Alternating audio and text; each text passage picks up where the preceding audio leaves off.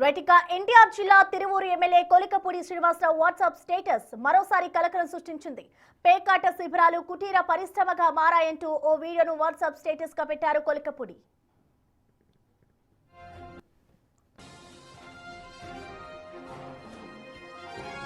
తిరువూరు నియోజకవర్గంలో అక్రమంగా నిర్వహిస్తున్న పేకాట శిబిరాలపై పోలీసులు దాడులు చేశారు. అయితే పలువురిని అదుపులోకి తీసుకుని నగదు పేకాట సామాగ్రిని స్వాధీనం చేసుకున్నారు పోలీసులు.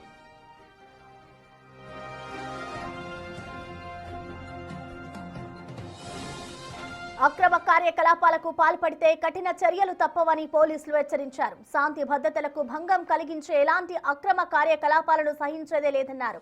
పేకాట, గ్యాంబ్లింగ్ లాంటి వాటిపై నిరంతరం నిఘా కొనసాగుతుందని పోలీసులు స్పష్టం చేశారు.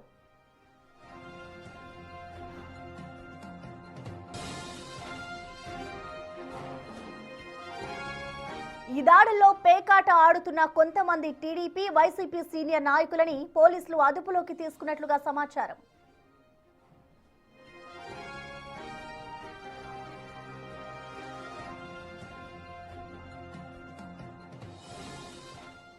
దీనిపై మోర్ డీటెయిల్స్ ని మా ప్రతినిధి శివ అందిస్తారు. శివ, మనం చూస్తున్నాం ఇటు కొలికపూడి ఏదో ఒక స్టేటస్ తో ఆయన వైరల్ అవుతూనే ఉంటారు. ఇప్పుడు మరొకసారి కోడి పందాలకు సంబంధించి ఆయన మరొక స్టేటస్ ని పెట్టారు కాబట్టి ఇది రాజకీయ పరంగా ఎటువంటి మలుపు తీసుకుంటుంది అనుకోవచ్చు. డీటెయిల్స్ ఏంటి శివ?